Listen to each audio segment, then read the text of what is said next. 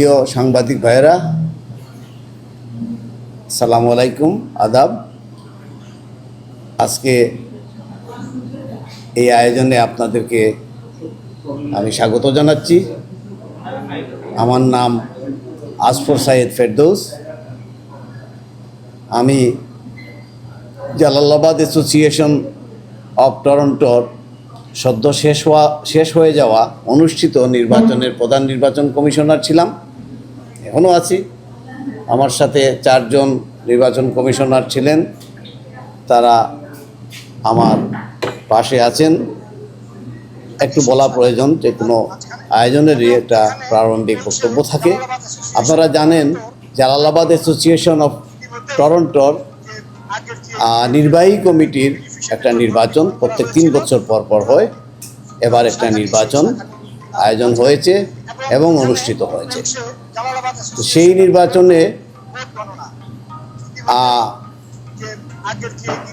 একটা উৎসাহ, উদ্দীপনা এবং একটা উৎসব ভাব ছিল, এবং অল্প সময়ের প্রস্তুতিতে অনেক সংখ্যক ভোটার, 8,000-এর উপর, অল্প দিনের প্রস্তুতিতে 8,000-এর উপর ভোটার নিবন্ধন করে সেই নির্বাচন আমাদেরকে করতে হয়েছে।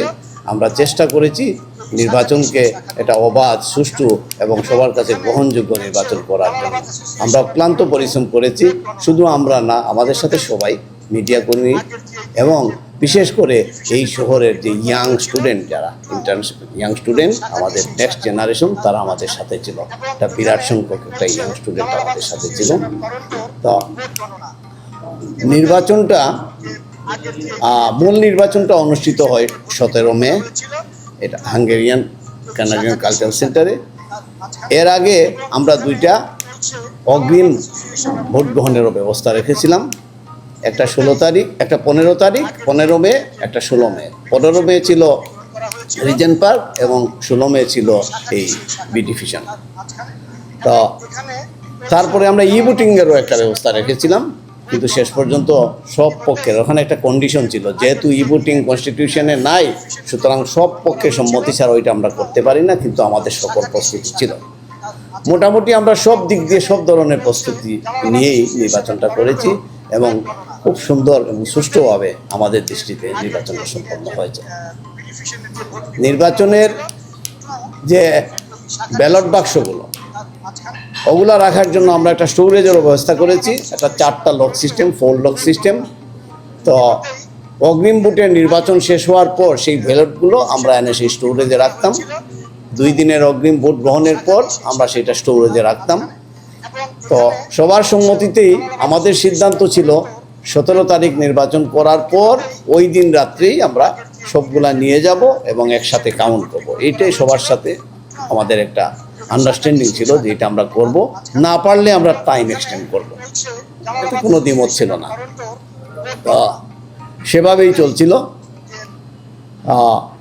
তো 17 তারিখের নির্বাচনের পর 8টার সময় নির্বাচন শেষ হওয়ার পর 9টার সময় আমাদের কাউন্টিংটা শুরু করার কথা ছিল।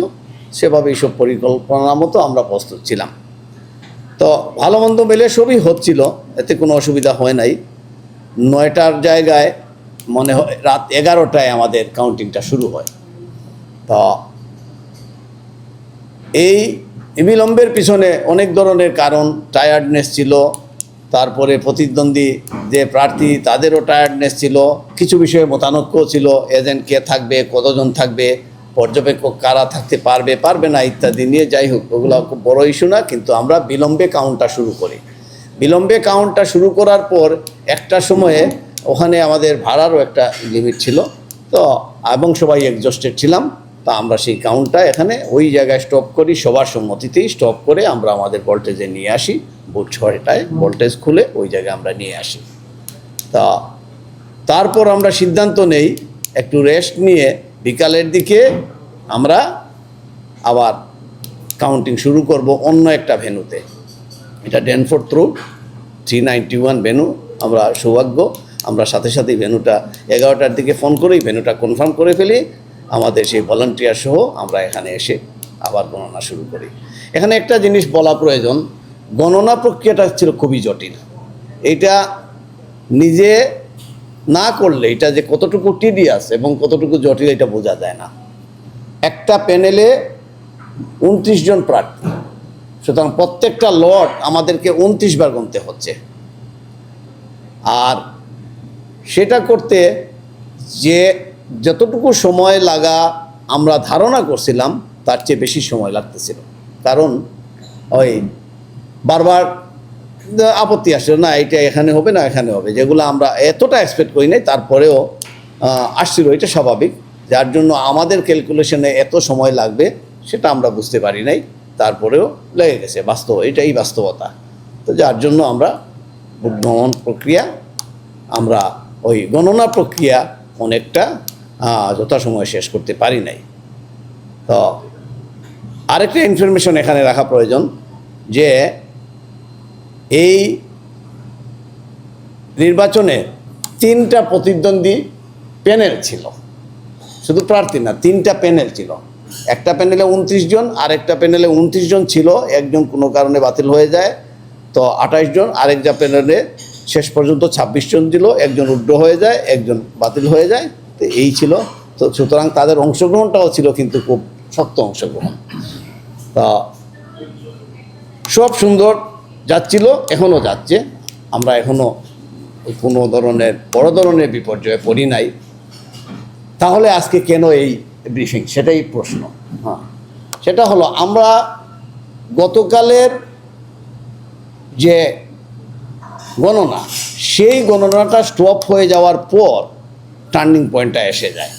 তখন আমরা দেখতে পাই যে এই শহরে বিশেষ করে সামাজিক যোগাযোগ মাধ্যমে কিছু কথাবার্তা আসতেছে, হ্যাঁ, টেলিফোনেও আসতেছে, তখন ওগুলায় কথাবার্তা আসতেছে। তখন আমাদের হলো যে এখানে তো আমাদের কিছু একটা ক্লারিফিকেশন প্রয়োজন, কারণ আমরা কোনো দল করি না, আমরা 5 জন বিভিন্ন পেশার মানুষ। আমরা এখানে ভলান্টারি জব দিতে আসছি, নিজের কাজের ফাঁকে ফাঁকে যতটুকু পারবো করব, সেই ধরনের ছিল আমাদের প্রস্তুতি। কিন্তু একটা সময়ে এসে এটা একটা বিশাল কাজে পরিণত হয়। এই সময়ে যখন সামাজিক যোগাযোগ মাধ্যমে এই ধরনের অ্যাডভার্স যাচ্ছিল, আমরা আসলে কিছুটা নিজেরা অসুস্থ বোধ করতেছি। তখন মনে করতেছি যে হ্যাঁ, আমাদের তো একটা পক্ষ আছে অ্যাটলিস্ট, যারা সত্য কথা বলে, সত্য প্রচার করে, যারা সঠিক জিনিসটা সামনে নিয়ে যেতে পারবে। সেই চিন্তার থেকে আজকে কাজের ফাঁকে নিজেদের মধ্যে আলোচনা করে আমরা এই ব্রিফিংটার আয়োজন করি। তখন কথা হলো, তাহলে টার্নিং পয়েন্টটা কি? টার্নিং পয়েন্টটা হচ্ছে গতকাল যে ভোট গ্রহণটা আমরা স্টপ করি, সেই স্টপ করা কিন্তু কোনো ধরনের অস্বাভাবিক ঘটনা ছিল না। এইটা কিন্তু ফেসবুকের কথাবার্তায় মনে হচ্ছে এইটা যেমন একটা অস্বাভাবিক ঘটনা, সেটা অস্বাভাবিক ছিল না। সেটা সবার সম্মতিতে, 3 প্যানেলের সভাপতি সম্পাদক সবার সম্মতিতেই এইটা হয়। এখানে কোনো ধরনের দ্বিমত ছিল না। তারপর ওখানে একটা সিদ্ধান্ত গৃহীত হয়, তাদেরকে বলা হয়, তারা আমাদের কাছে জানতে চান যে কখন গণনা করা হবে, আরেকটা তারিখও নির্ধারণ করা হয়। ওই ভেনু ওরারের সাথে আলাপ করে আরেকটা তারিখও ফিক্স করা হয়, ঠিক আছে ওই দিন আমরা আসবো, ওই দিন আমরা গণনা করব। এই সময়ে ওরা বলতে থাকেন, সামনের অডিয়েন্স ও সবাই বা সাংবাদিক বন্ধুরা বলতে থাকেন, আজকে তো বিডিফিশন গণনা হচ্ছে, এইটার রেজাল্টটা দিয়ে দিলে ভালো হয়। আমিও চিন্তা করলাম, হ্যাঁ, তা গণনা যতটুকু হয়ে গেছে ততটুকু দিয়ে যাই। দিতে গিয়ে বিডিফিশনের কাউন্টটা আমি নিজেই বলছি যে বিডিফিশন হিসাবেই আমি বলছি যে বিডিফিশনের কাউন্ট হিসাবে একটা নাম্বার আমি দিয়ে দিই, কিন্তু দেখা যায় সেই নাম্বারটা বিডিফিশনের নাম্বার ছিল না, বিডিফিশন সেন্টারের নাম্বার ছিল না।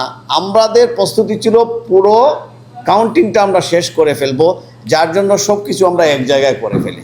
বিডিফিশন প্রথম শুরু করি, তারপর যখন আমাদের যে একটা আত্মবিশ্বাস এসে যায় যে ইয়াং ছেলেরা একদিন কাজ করার পর তারা অনেক ফাস্ট হয়ে গেছে, আমাদেরও ডিভাইসে একটু চেঞ্জ জানি, আমরাও আরও একটু ইয়েতে যাই, স্মার্ট ওয়েতে শুরু করি। ভাবলাম যে মনে হয় আজকে শেষ করে ফেলবো, হ্যাঁ, শেষ করে ফেলি। আমরা একদিকে অন্য সেন্টারের ভোটগুলোও আমরাকে ফাইলিং করা শুরু করি, আর আরেকদিকে বিডিফিশন কাউন্ট করি। এর একটা সময়ে তো আরও অনেক ঘটনা, এর ভিতরে আপনারাও ছিলেন, তাদের মধ্যে অনেক ধরনের হইচই, পুলিশ আসে, আমাদের সাথে কোনো কিছু না, তাদের মধ্যে উত্তেজনা, হ্যাঁ, পুলিশ আসে, কিছু ইন্টারাপশন হয়, সব মিলে এর ভিতরে আমি যেটা বললাম যে হাঙ্গেরিয়ান সেন্টারের কিছু ভোট এর সাথে কাউন্ট হয়ে যায়। বি ডিভিশনের কাউন্ট হিসাবে যে ঘোষণাটা আমি দেই, স্বাভাবিকভাবে বি ডিভিশনের টোটাল ভোট কাস্টিংয়ের সাথে এটার মিল ছিল না। তা একজন প্রার্থী সেটা প্রশ্ন উত্থাপন করেন, তখন আমরা বললাম যে হ্যাঁ, ইট ইজ ভ্যালিড। আপনি যে প্রশ্নটা করছেন ইট ইজ ভ্যালিড, তবে তাৎক্ষণিকভাবে না, এটা আমি দেখে একটু ইনভেস্টিগেট করে আমরা বলবো। প্রবলেমটা কিন্তু এখানে সলভও হয়ে যায় প্রায়। তারপরে আবার তাদের মধ্যে অন্য বিষয় নিয়ে, তৃতীয় একটা বিষয় নিয়ে, যেগুলো অবশ্য আমার বলার বিষয় না, কিন্তু তাদের মধ্যে তৃতীয় একটা বিষয় নিয়ে ঝগড়াঝাটি, উত্তেজনা এই হওয়ার পর আবার এখানে এক ধরনের পরিস্থিতি সৃষ্টি হয়, যেটা খুব একটা মানে ভালো তো ছিলই না, এটা খুব একটা আমি বলবো যে আগলি পরিস্থিতি একটা সৃষ্টি হয়। তা আমরা চলে আসি, যেহেতু আমাদের সিদ্ধান্ত দিয়ে দিলাম যে আমরা আবার কাউন্ট করব, একটা ডেটও নির্ধারণ করলাম। এই ছিল অ্যাকচুয়ালি গতকালের ঘটনা, যেটা নিয়েই আজকের এই ব্রিফিং। যে ওখানে যে প্রচারণা যাচ্ছে, হ্যাঁ, আর আমরা তো বললাম যে আমরা কোনো পক্ষ না এবং আমাদের কোনো দল বলো নাই, আমাদের এই প্রচারণা বলার জন্য কেউ নাই, কিন্তু ওই অপপ্রচার করার জন্য বিভিন্ন গ্রুপে বিভিন্ন লোক থাকতে পারে, হ্যাঁ, যেটা আমাদের পার্সোনাল লাইফ হ্যাম্পার্ড হচ্ছে, যেটা আমাদের এত কষ্ট করে একটা কঠিন কাজ করে একটা সফলতার জায়গায় নিয়ে আসলাম। হ্যাঁ, এই মনে হয় টরন্টোর ইতিহাসে এত বিশাল একটা নির্বাচন আমরা নিয়ে আসলাম, ওই জায়গায় যখন এই ধরনের কথাবার্তা উঠতেছে, তখন আমাদেরকে একটু ক্লারিফাই করার প্রয়োজন আমি মনে করছি। মনে করে আপনাদেরকে আজকে এই কষ্ট দেওয়া, এইটুকুই মোটামুটি এই ব্যাপারে আমাদের বক্তব্য। এ নিয়ে যদি আরও কোনো ক্লারিফিকেশন থাকে, আপনাদের ক্লারিফিকেশন চাওয়ার কোনো কিছু থাকে, আমাদেরকে বলতে পারেন। এমনকি নির্বাচন নিয়েও যদি আপনাদের বলার কিছু থাকে, যে আমরা কোন প্রক্রিয়া অবলম্বন করছি, নির্বাচনের সময় কারো কোনো আপত্তি ছিল কি না, এগুলা নিয়েও যদি আপনাদের কোনো প্রশ্ন থাকে আপনারা করতে পারেন। স্থান দিয়ে, কারণ আমি তো বললাম আরও কিছু ঘটনা ঘটে গেছে, আমি কিন্তু ওখানে বসে থাকতে পারি নাই, আমি বাইরে গেছি, আমি পুলিশের সাথে কথা বলতেছি, আমি ওদেরকে বের করতেছি, আমার টিম এখানে কাজ করতেছে, ভলেন্টিয়ার। এর ভিতরে কিছু গিয়ে ওখানে হয়ে গেছে, আমি জানি না, পরে যখন সবাই হ্যাঁ চলে যাচ্ছে আপনি এটা বলে যান, আমি বলছি বি ডিভিশন, এবং আমার মাথার ভিতর ওই সময় পর্যন্ত ছিল যে ওই রেজাল্টটা বি ডিভিশনে, একেবারে সহজ সরল স্বীকারোক্তি, এখানে আমার কোনো হাইড অ্যান্ড সিকের কিচ্ছু নাই।